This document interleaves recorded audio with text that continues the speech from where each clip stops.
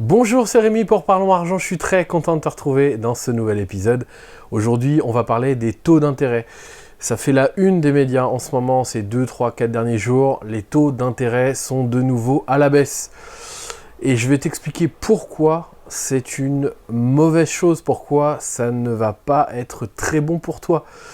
Et c'est peut-être un peu contradictoire, mais tu vas voir, c'est très limpide. Juste avant de commencer, si tu n'es pas encore abonné à ma liste d'emails privés, à qui j'envoie un email par semaine où j'apporte du contenu en plus des vidéos et des podcasts, n'hésite pas à t'abonner. Tu reçois un seul email par semaine. Tu peux te désabonner à tout moment si ça ne te plaît pas. Comme tu peux voir juste derrière la page, tu peux t'inscrire sur cette page-là. Je te mets le lien en description. Donc c'est totalement gratuit, tu reçois un email par semaine où j'apporte énormément de contenu en plus, des vidéos où je parle des actions qui sont intéressantes en ce moment, qui sont en rapport également avec le portefeuille d'actions auquel on essaye de rajouter de plus en plus de nouvelles actions. Eh bien j'en parle dans cet email hebdomadaire que j'ai d'ailleurs envoyé hier. Voilà. Et bien aujourd'hui, donc, comme je te disais, on va parler des taux d'intérêt parce que je pense que ça t'a pas échappé. Dans les médias, ça fait évidemment grand bruit, comme toujours. Eh bien, les taux d'intérêt sont de nouveau à la baisse. Après une période de baisse assez importante il y a 2-3 ans. Et on disait même que c'était, je pense, le point le plus bas qu'on puisse imaginer. Et au final, les taux étaient remontés légèrement.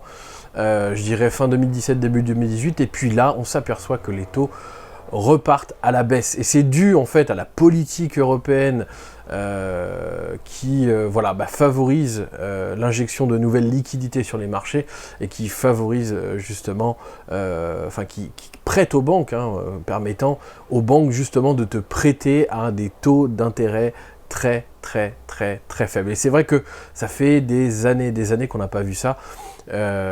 Parce que, entre guillemets, on est sur une période un peu bénite depuis quasiment, j'allais dire 10 ans, mais c'est presque ça. Depuis presque 10 ans, les taux d'intérêt sont très faibles et ça a permis à de nombreuses personnes d'emprunter à des taux d'intérêt vraiment très faibles. Mais je ne veux pas forcément parler de ça aujourd'hui parce que ça, c'est évidemment l'actualité. Mais moi, ce que je voulais te dire par rapport à ça, c'est que c'est pas une bonne chose. C'est pas une bonne chose pour toi.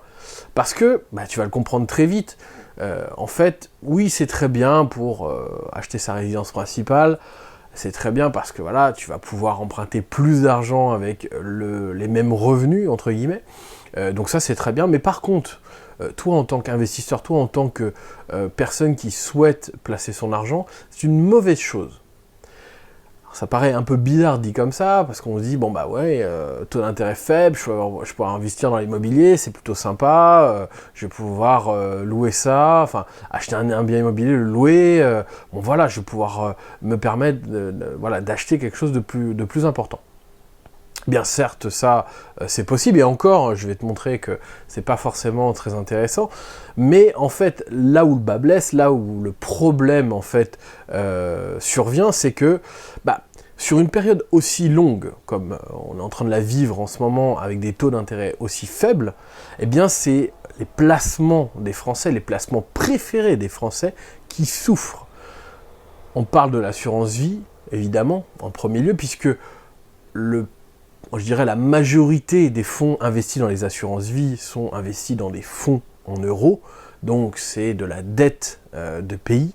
Et comme les États empruntent à des taux records encore aujourd'hui, l'Allemagne emprunte à des taux négatifs. Alors qu'est-ce que ça veut dire ? Concrètement, les personnes qui prêtent de l'argent, les institutions qui prêtent de l'argent à l'Allemagne, payent. Ils ne sont même pas rémunérés, c'est-à-dire qu'ils payent pour placer leur argent auprès de l'Allemagne. La France emprunte à 0,2, 0,3% aux alentours de ces eaux-là, et des pays qui étaient en crise il n'y a même pas 10 ans, des pays comme l'Espagne, comme le Portugal empruntent à peine 1%. Quand on pense au Portugal qui était au bord de la faillite, qui a réussi à se redresser depuis, mais qui empruntait il y a une dizaine d'années aux alentours des 10%, et qu'aujourd'hui elle emprunte à des taux de 1%, c'est quand même incroyable. On est vraiment... ça a complètement changé. La politique européenne a poussé justement les États à emprunter à des faibles taux pour pouvoir remettre de l'argent dans l'économie, refaire fonctionner l'économie européenne.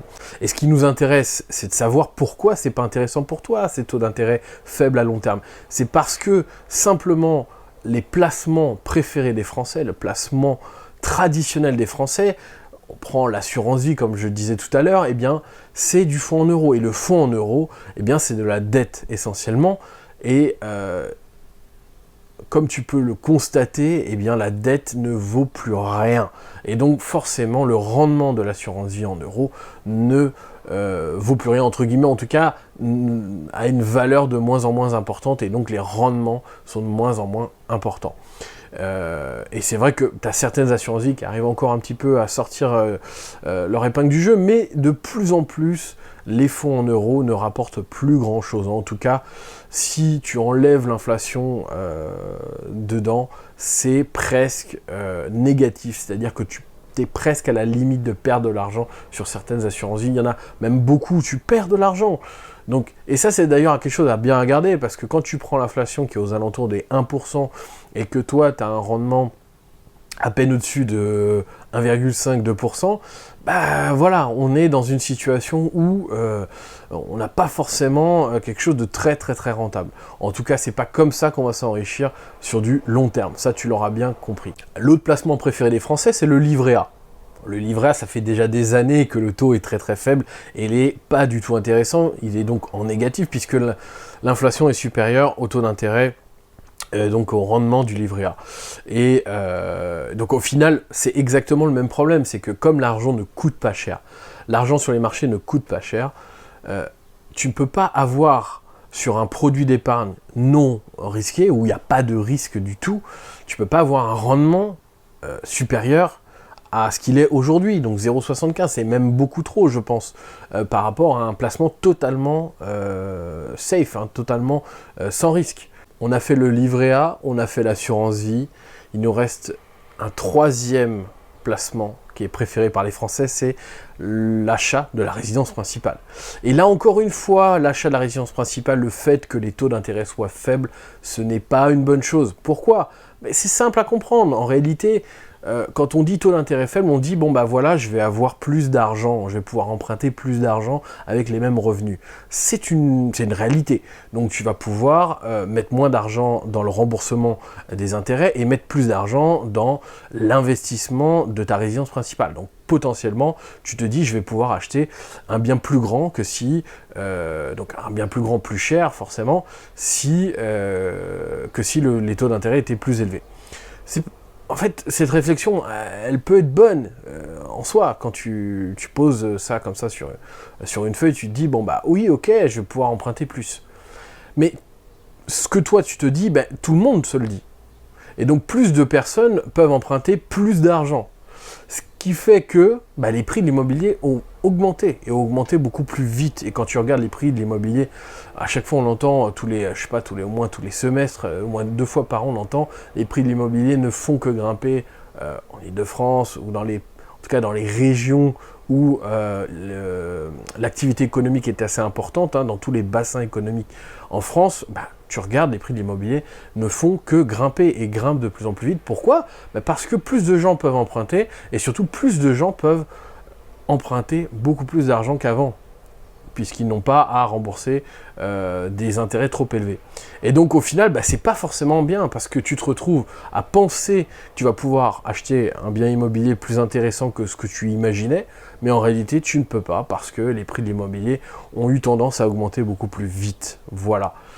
Et donc c'est pour ça que moi je pense que les taux d'intérêt faibles, ce n'est pas intéressant, du moins si tu réfléchis en fait comme le français moyen, entre guillemets. C'est pas une caricature, c'est évidemment la majorité des Français qui réagissent comme ça, qui pensent comme ça, qui placent leur argent comme ça. Ça ne veut pas dire...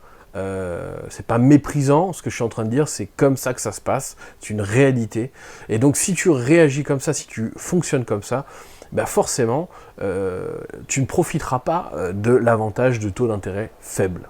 Et là, du coup, tu te dis, écoute Rémi, t'es bien gentil, mais qu'est-ce que je dois faire maintenant? Parce que tu me dis que le livret A, c'est pas bien, tu me dis que l'assurance vie, bah, c'est pas intéressant, faut oublier, en tout cas, sous cette forme-là, c'est pas intéressant, et tu me dis que, bon, bah voilà, ma résidence principale, ok, je vais la payer plus cher que ce que je pensais, et que je vais pas forcément en bénéficier. Mais qu'est-ce que je dois faire? Eh bien, en fait, il faut simplement réagir d'une façon différente. Si tu reproduis exactement ce que la majorité des Français font, sans te poser de questions, bah forcément, tu vas aller droit dans le mur. Il faut savoir que la majorité des gens ne placent même pas leur argent. En réalité, la majorité des gens, ce qu'ils font, c'est qu'ils épargnent sur des comptes courants, sur des livrets d'épargne en tout genre. Donc, livrets d'épargne rémunérés, évidemment, mais inférieurs à l'inflation. Et donc du coup, ils placent même pas leur argent, tu vois, c'est un peu illogique, c'est-à-dire qu'ils se disent, bon bah voilà, c'est mon épargne de sécurité, mais sauf qu'ils ont une épargne de sécurité tellement importante par rapport à leurs besoins réels, qu'ils se disent, bon bah voilà, je stocke l'argent pour mes vieux jours, pour mes problèmes, pour acheter une voiture, pour partir en vacances, j'en sais rien, bref, mais ils ont beaucoup plus d'argent que ce qu'ils disent, parce que quand on regarde les chiffres, on s'aperçoit très rapidement que les comptes courants et les livrets en tout genre abondent énormément d'argent qui n'est donc pas placé et qui ne rapporte strictement rien et qui perd même de la valeur puisque l'inflation est supérieure, enfin est assez importante, et plus importante en tout cas qu'il y a quelques années. Donc, du coup, ce qu'il faut faire, c'est ne pas reproduire ça et aller vers d'autres voies. C'est quoi d'autres voies? Bah, c'est simplement regarder ce qu'il y a autour. Le marché action. Le marché action, les Français s'en détournent de plus en plus, mais pourtant, il y a énormément de choses à faire très intéressantes sur le marché action. Ça peut faire peur parce qu'on ne connaît pas, parce que les gens ne connaissent pas, parce que les gens ne sont pas formés, mais le marché action, il y a beaucoup de choses à faire très intéressantes. Avec des rendements supérieurs. Quand on regarde le rendement, je dirais, du CAC 40, donc qui est l'indice des 40 plus grandes entreprises françaises, sur une longue période, on s'aperçoit qu'on a des rendements qui sont bien supérieurs à n'importe quel autre investissement sécurisé. Qu'est-ce qu'on a d'autre? On parlait du marché action, on a l'immobilier de manière dématérialisée, comme les SCPI, les rates, donc ce sont des produits d'investissement qui permettent d'investir dans l'immobilier, mais de manière dématérialisée, donc sans vraiment posséder, entre guillemets, des biens immobiliers. Voilà, ces genres de choses, par exemple, qui sont tout à fait possibles. Ensuite, qu'est-ce qu'on a d'autre? Quand on parlait tout à l'heure d'immobilier réel, faire de la location, donc acheter un bien immobilier pour le louer en location nue. Donc ce qu'on appelle la location nue, c'est, voilà, j'ai un appartement, je viens de l'acheter, je le loue tel qu'il est, donc sans meubles, sans rien, voilà, avec un bail traditionnel sur une longue période. Voilà. Bah, forcément, en faisant ça, je dirais, sans trop te poser de questions sur des endroits qui sont assez dynamiques et tout ça, tu vas avoir des rendements qui sont supérieurs à la majorité évidemment des rendements que tu peux avoir dans l'assurance vie, dans les autres placements, mais les rendements vont être relativement faibles parce que c'est quelque chose que beaucoup de gens font et qu'il y a une énorme concurrence. Mais il faut voir les choses un peu différent, il faut essayer de casser un peu les codes, faire autre chose. Tu peux très bien faire de la location courte durée, si tu es dans un endroit touristique, donc louer ça sur des plateformes type Airbnb, Abritel, ce genre de choses, voilà, ou même sur une partie de l'année, pas forcément sur toute l'année, utiliser ces plateformes pour faire fructifier ton bien immobilier, pour avoir un rendement bien supérieur. Et là, on peut avoir déjà des rendements qui sont quand même assez importants. Tu peux très bien également investir dans tout ce qui est stockage, donc endroit de stockage ou parking, où là, tu auras très peu de charges et tu vas pouvoir potentiellement, suivant comment tu investis, l'endroit où tu investis, avoir des rendements qui sont également supérieurs. Voilà, ce genre de choses. Tu peux également faire de la colocation.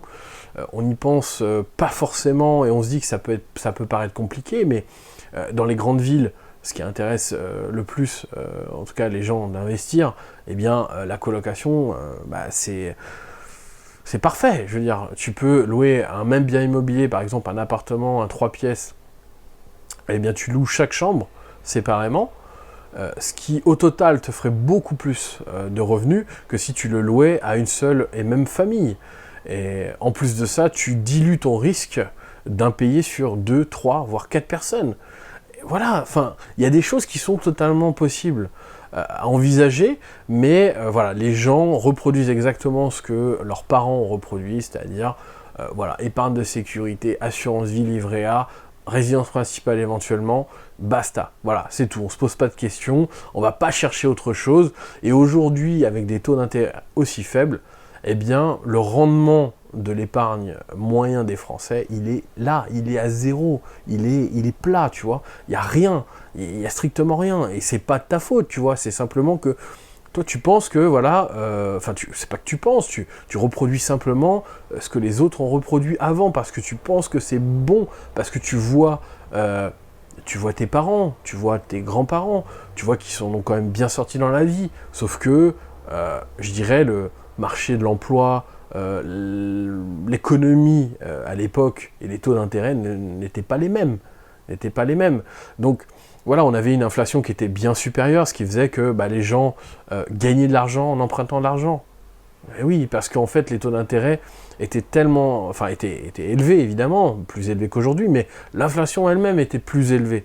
Et donc, au final, le rapport entre les deux faisait que tu gagnais de l'argent en empruntant de l'argent. Et donc, tu remboursais beaucoup plus rapidement, en fait, l'emprunt que tu avais souscrit, parce que l'inflation était supérieure, donc tes revenus augmentaient beaucoup plus vite qu'aujourd'hui, en tout cas, ça c'est certain. De toute manière, tu dois changer complètement ton paradigme, tu dois changer complètement la façon dont tu penses tes placements, ton épargne. Parce que si tu reproduis exactement ce que tu fais aujourd'hui, eh bien, voilà, zéro, c'est comme ça. Il n'y a pas, je veux dire, on est sur une, on est dans une période où les taux d'intérêt sont pas près d'augmenter. Donc comme on a pu le voir, ils ont plutôt tendance à baisser. Et c'est pas dans les 5 ou 10 prochaines années, en tout cas, je connais pas l'avenir, mais on est parti sur, je dirais, une période assez longue où les taux d'intérêt vont être faibles. On va avoir une inflation assez faible aussi. Donc voilà, on va pas s'enrichir aussi facilement qu'avant. Et donc, on doit changer ces choses-là. On doit innover, tu dois innover. Il faut sortir des sentiers battus. Il faut vraiment prendre les choses de manière totalement différente. Sinon, on va droit dans le mur. Alors si tout ça, ça t'intéresse, tu te dis, bon voilà, pourquoi pas, je sais pas, j'ai pas forcément réfléchi à tout ça, mais je vois qu'il y a d'autres choses qui sont possibles, mais j'ai jamais voulu approfondir les choses parce que ça me paraît compliqué, ou même tu te dis voilà, oui j'ai vu ces choses-là, je sais que ça existe, j'entends parler de gens qui ont réussi à faire fructifier leur argent, à avoir des rendements supérieurs à 10% sur certains investissements, mais moi ça me paraît tellement éloigné de ce que je peux faire que tu te dis voilà, c'est pas pour moi, et je sais pas par quel bout prendre ça. Tu te dis en fait je sais pas comment je vais arriver à me dire voilà, ça c'est fait pour moi, ça c'est pas fait pour moi, comment je peux commencer à mettre mes premiers euros dedans, parce que je ne sais pas finalement combien mettre, comment répartir mon épargne. Tout ça c'est des choses en fait que j'aborde voilà, dans les différents podcasts, les différents épisodes que tu peux voir. Il y en a énormément, d'ailleurs je t'invite à regarder les précédents, il y a énormément de contenu où j'ai abordé quasiment tous les produits d'investissement, en tout cas les plus importants, les plus intéressants. Il y en a encore plein d'autres que j'aimerais aborder, mais faute de temps, voilà, mais en tout cas, j'ai abordé les plus intéressants, les plus accessibles aussi, et donc je t'invite à regarder toutes les vidéos. Sinon, la chose que je te recommande vraiment, c'est de t'inscrire à la liste d'emails privés, où là encore, j'amène du contenu, j'amène de la valeur pure, où je t'explique certaines choses sur des actions, sur de l'immobilier, sur voilà, tout un tas de placements qui peuvent être intéressants. J'essaye de t'ouvrir l'esprit sur ces nouvelles choses. Voilà, il m'arrive également de faire du contenu un peu plus poussé, qui rentre un peu plus dans les détails, où on prend un peu plus le temps de regarder les choses, de comprendre comment ça fonctionne, d'avoir un peu plus d'idées, d'exemples, ce genre de choses dans des formations, tu vois. C'est des choses que je fais assez régulièrement et que je vais faire de plus en plus. Donc si tu veux rester au courant un peu de tout ça, il faut t'inscrire vraiment à cette liste d'emails privés. Et si tu as des questions par rapport à n'importe quel placement, n'hésite pas à laisser un commentaire en description. Donc si tu regardes sur YouTube, sinon si tu écoutes en audio, n'hésite pas à m'envoyer un petit email. Donc l'adresse email est en description, sinon c'est remy@parlons-argent.fr. Tu peux m'envoyer un email et je répondrai avec grand plaisir, même si je mets un peu de temps à répondre. Je réponds à tout le monde. Voilà, j'espère que tu as aimé l'épisode, que tu as appris des choses, ça sera le principal pour moi. Si tu découvres la chaîne aujourd'hui, n'hésite pas à t'abonner à ma chaîne YouTube pour recevoir les prochaines vidéos, et d'ailleurs à cliquer sur la cloche pour avoir les notifications dès que je sors une nouvelle vidéo. Si tu m'écoutes en audio, donc en podcast, n'hésite pas également à laisser un commentaire et à t'abonner sur le podcast, donc à laisser un commentaire pour permettre à d'autres gens de découvrir ce podcast. Et puis je te dis à très bientôt. Allez, ciao.